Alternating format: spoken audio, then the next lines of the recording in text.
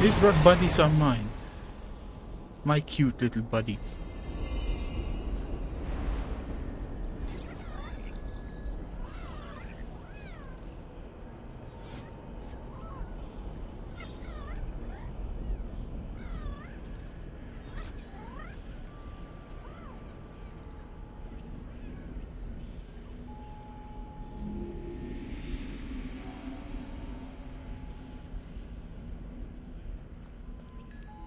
And now it's time to rest, buddy.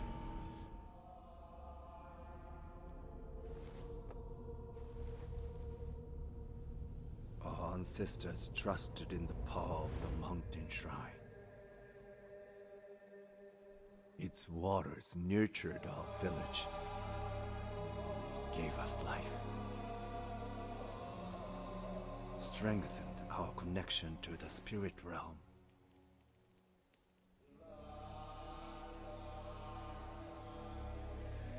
I could not understand why he would betray us.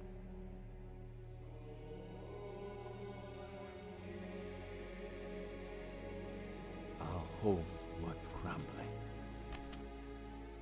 and the people looked to me for answers.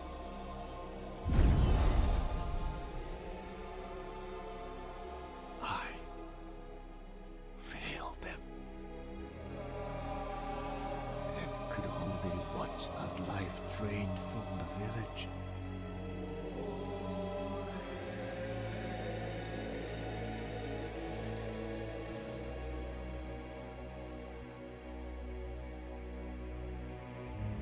So we should do nothing? You should take action. The creature is connected to the balance of the land. Its presence, the famine. They are part of a natural cycle. The land needs time to heal. We must cross the mountains. It's time to look for a new home. Your faith in the old ways has blinded you. Lead our people, and they will follow you.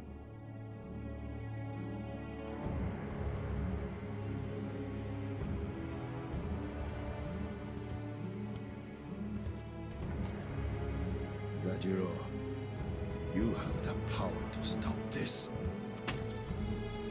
We should drive it out. Put down the staff, Toshi. I will end this suffering.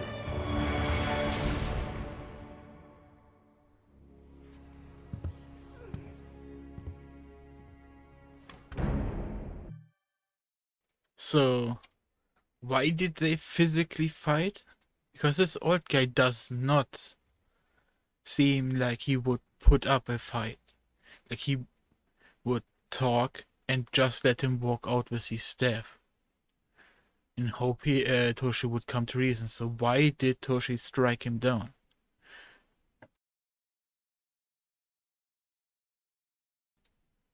Why?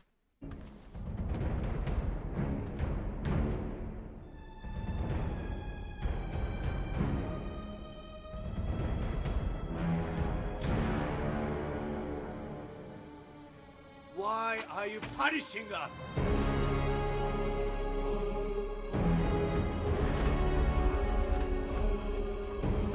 Why? What did we do?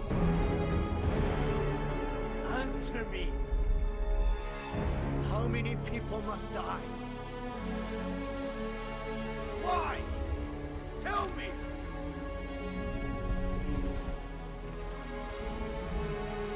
Don't turn your back on me.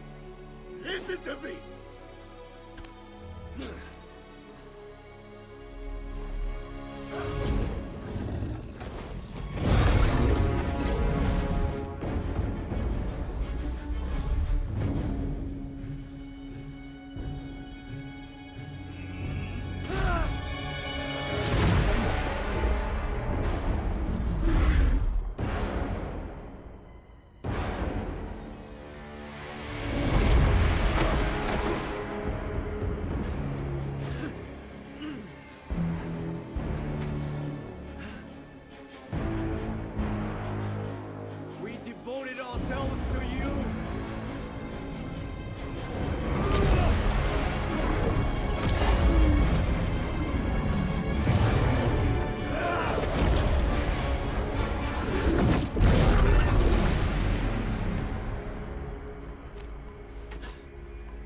don't need you.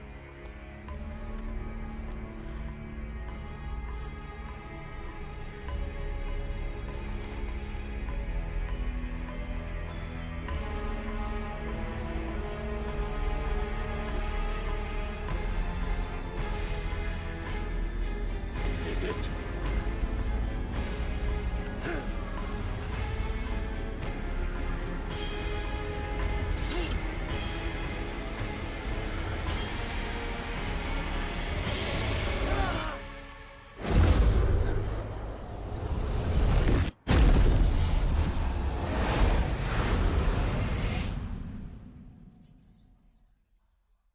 Zajiro once told me, change was an essential part of life. He understood the wrought God's purpose. Fear drove my actions, and I destroyed something beautiful.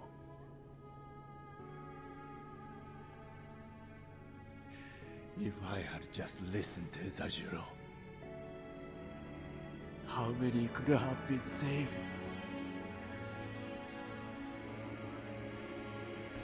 I'm sorry, Toshi. We're not meant to suffer such pain. Grief is natural, but it can imprison us, change who we are. Your torment has lasted long enough. Nothing will change what happened here. You must forgive yourself so the land can heal.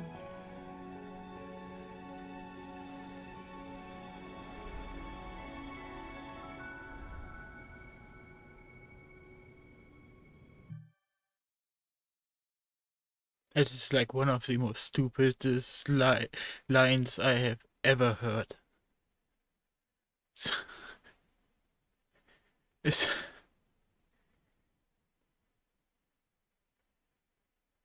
I need to talk about this later. Come, Toshi. Our time here is over.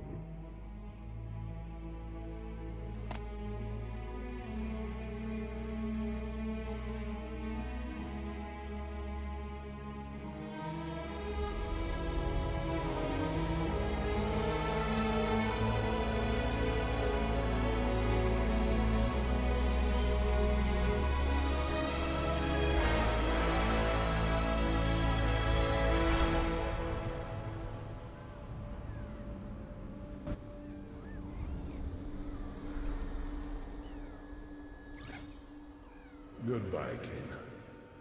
There is only one spirit left for you to help.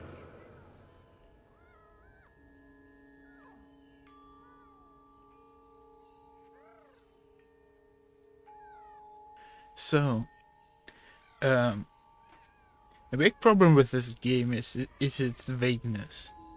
And vagueness is not necessarily a bad part, you know?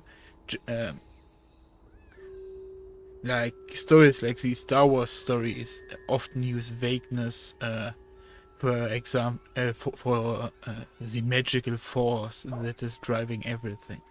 But in what this game is doing, it's staying vague in order to not confuse itself or contradict itself in explaining everything.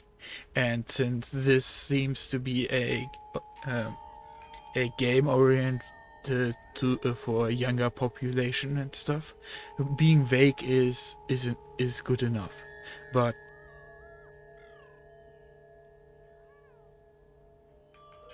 but this just now, it's so weird, so odd. Like you don't like Toshi is the weirdest character of this entire game, because the game treats him as a new village elder or leader, and he has been trained to do for this. He got chosen and everything, and everyone trusts in him. And even in the last cutscene, we got the line like, "If you lead them, they will follow you away from this place." And someone doesn't just simply get that sort of trust. Even when you go outside, like if you see a certain uniform of a people, you will expect some a certain process of that dude. But these uniforms are not easily giving out. Sure, certain stuff is not as important and as focused, like the uniform of a trash worker is not is easier gained than the uniform of, let's say, a medicine or a police job. But still, being in a certain role, you will have needed to prove something specific. And in this case, I don't understand Toshi's action, because he went alone.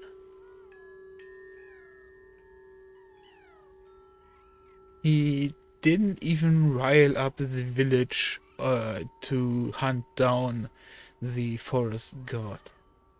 We just see him go and talk at a lion is the best comparison. And if you go into nature and you talk at an animal, you expect it to answer to you. It's like, bruh, it's not going to work. And even if it can understand what you're saying or grasping at what you're understanding, it can maybe show you what to do, like point in a certain direction or something. Like I'm a big fan of Princess Mononoke, because the attention to detail in that animated movie is pretty dang dope. And they make a good job of body language in that game, on pointing to stuff or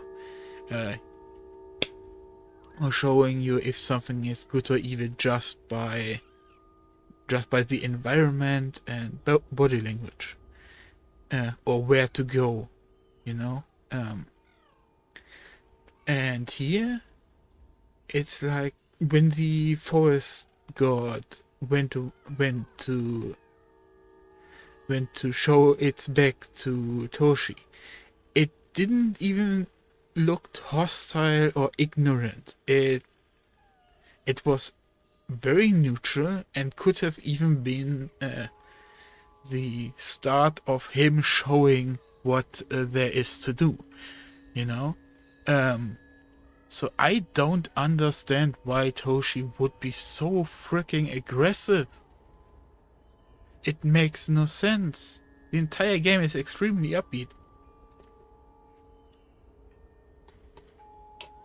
And who were the other one? Toro and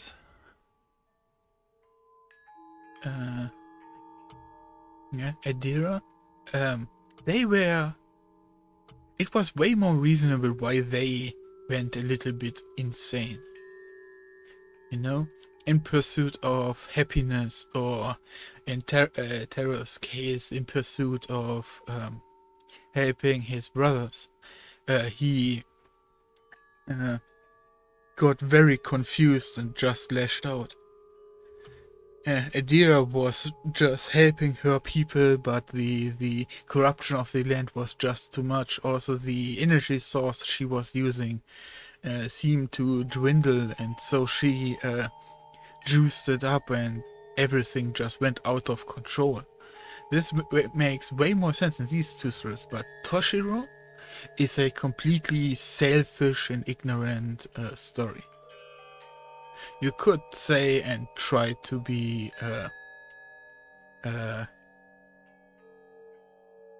misleading by saying this is a man driven by his what's the word? By his confusion and fear to kill a god. This makes no sense. And there are definitely better words to quote what happened here. But this is...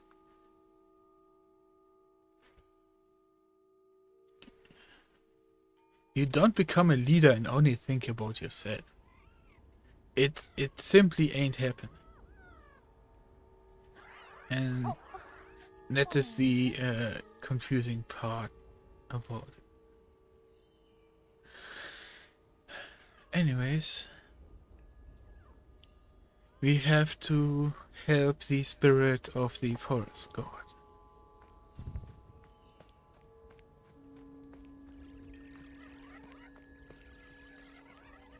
Also the sentence, now that I remember, the sentence of you have to forgive yourself in order to for the land to heal. Like that is something ridiculously hard to ask. You know, many of us alive have done something that we don't forgive ourselves for years. And then with time we maybe grow distant, and then we can say something along the lines, yeah, we were just stupid back then. But you know, something like corrupting the entire side of this continent, you know, that's not easy to just forgive. And there's that vagueness in kids' stories that, you know, it just happens and it should be okay, but in context of the entire story of Toshi, it's bad. It's really bad.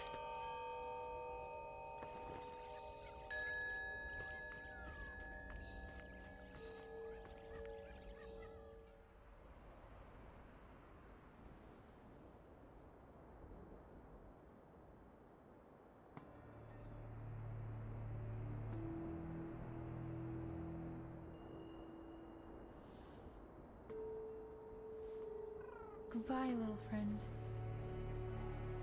Yep.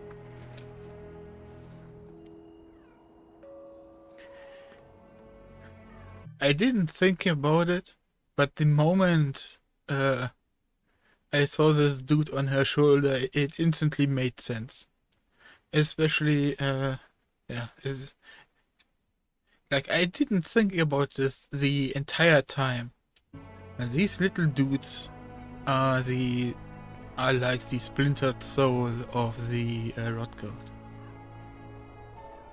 I mean the forest tears, little water bubbles, even hinted us at it. Yeah, this is really cute. This is nice.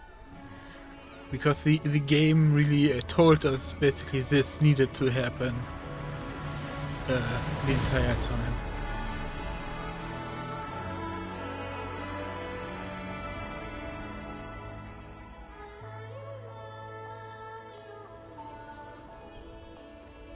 But sadly he cannot come with us, because he is the guardian of this place.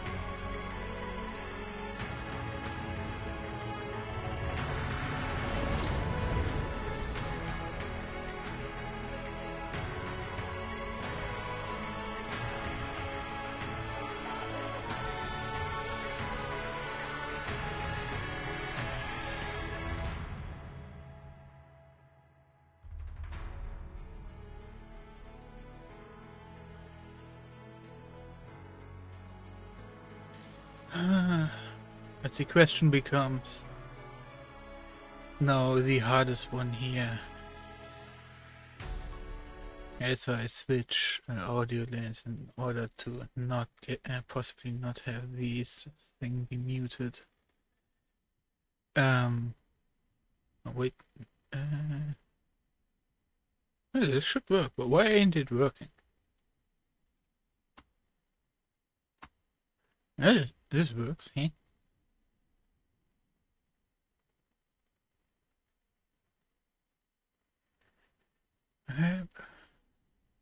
Sorry, guys. And we're gonna listen to this quite in the background.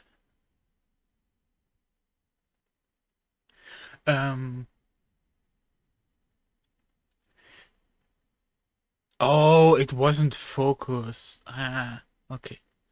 So, back to the matter at hand. Is this a good game? No. Simply, this is possibly even one of the worst games I've played. This is gonna get a 4. Yes. Even so, this game is incredibly cute, and it is all I wanted from this game: to be cute, to be endearing, and to just have a good time. And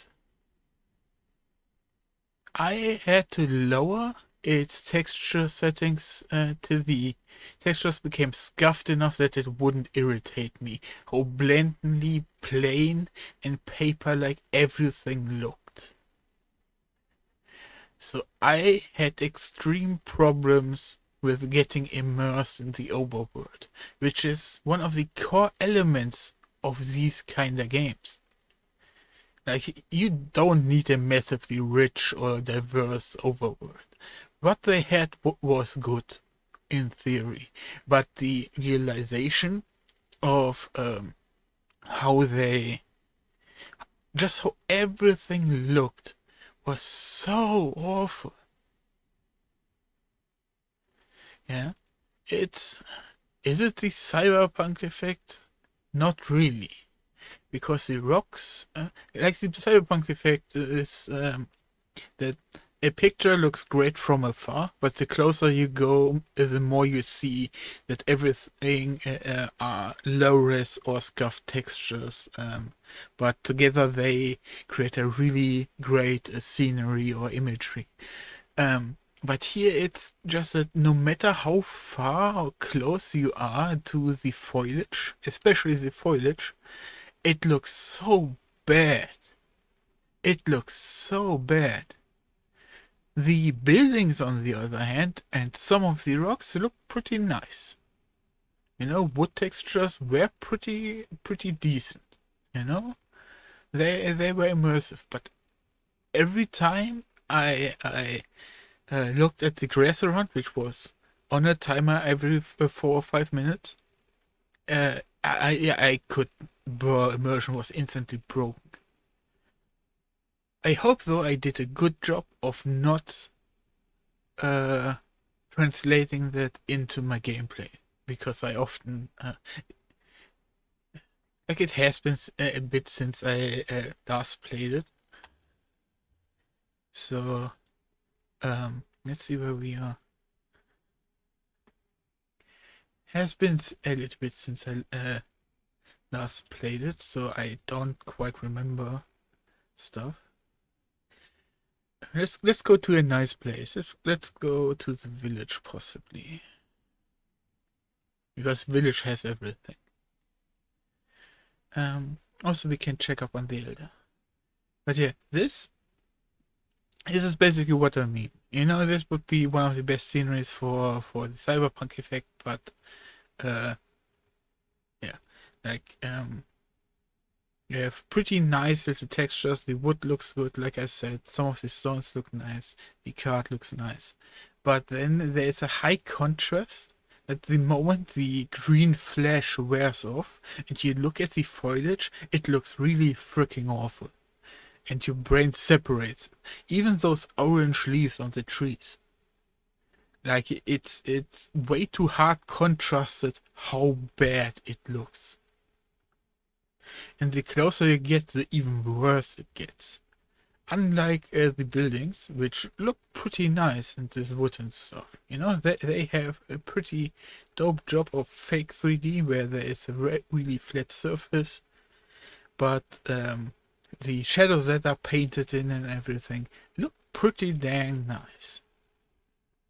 You know, especially with DLSS on, everything looks just way more crisp. You know? But the moment you look at grass and stuff, the mask place where the village elder was, is way better for a demonstration. It's, well, just look how nice it is. And then you wait like 5 seconds and you realize how scuffed all of the plants were. Look. Just look at this. This just looks bad. They have barely anything on themselves. It's barely anything painted on those leaves even. It's a clear case of they tried to add detail, but while trying very hard to make it look natural. I guess for contrast I should juice up those graphics again.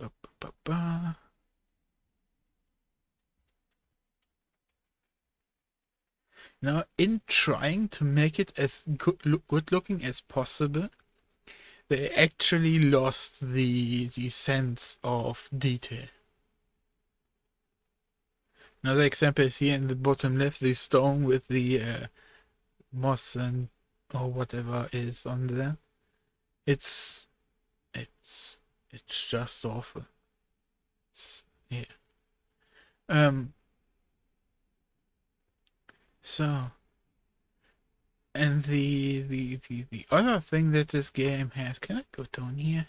The other game what this game has is its combat and mobility, which I really liked. Unless the controls scuffed the frick out. Bruh. Sometimes I pull out my bow and want to instantly shoot, but instead I auto. Yeah, that is definitely something I really, really wanted, you know?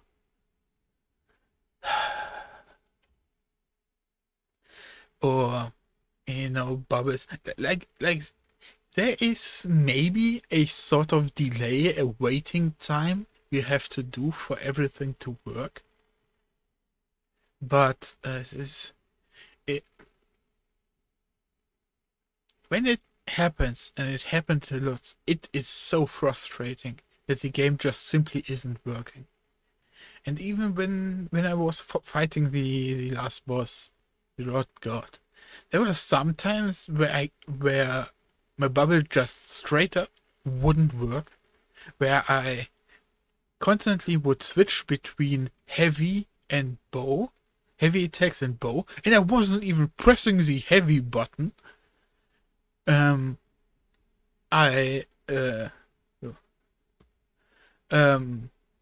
I couldn't really charge arrows, but that was more on my part. Yeah, there seems to be some sort of weird delay when we are doing fighting stuff.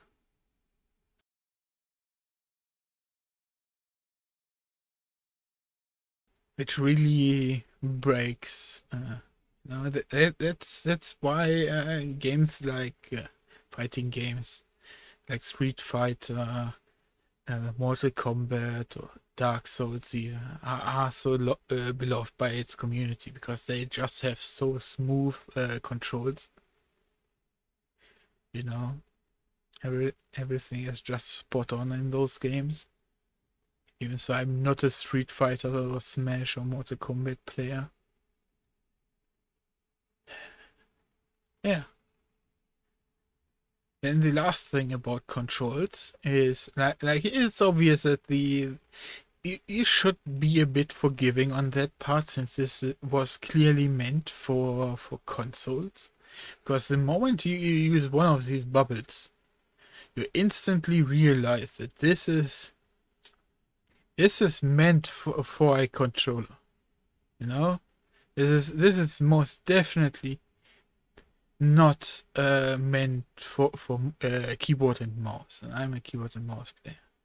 And having this little secret right here that I just now discovered also shows how much little love how much attention to detail they had, and made everything have a little bit of extra detail, bro.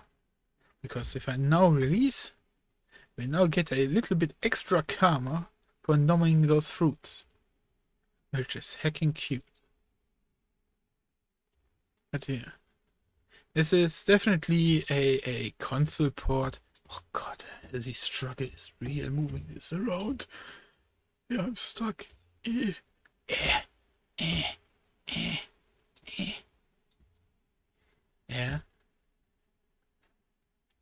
I'm sure I don't have the largest mouse pad. I only have like a 30 centimeter large one. It's about one elbow length.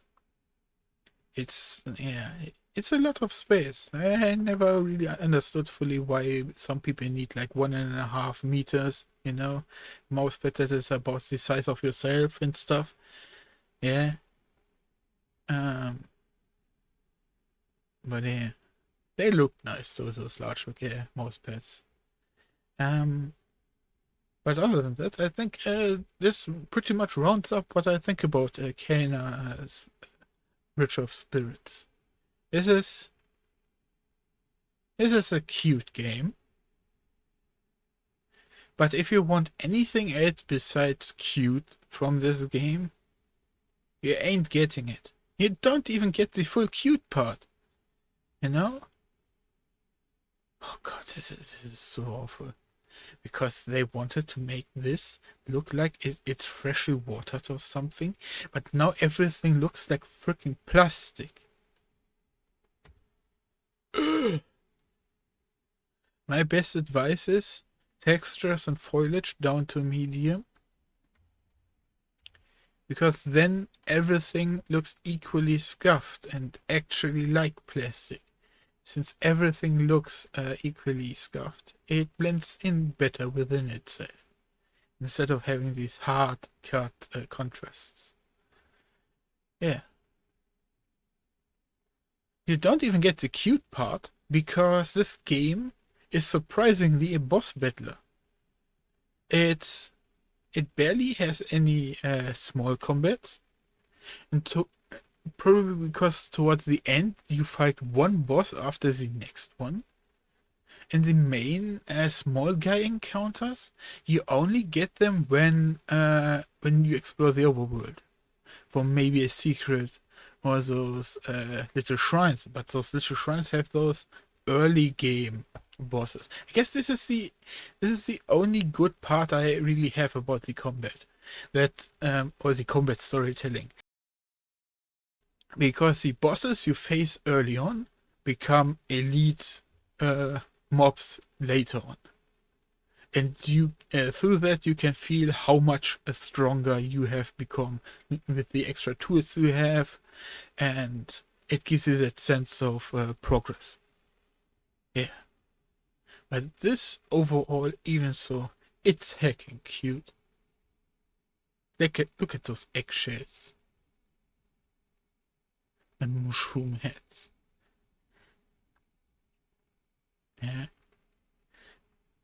This is definitely, yeah. This was a game. Kena Bridge of Spirits. I'm gonna say it one last time. This is a 4 out of 10 for me because of its scuff.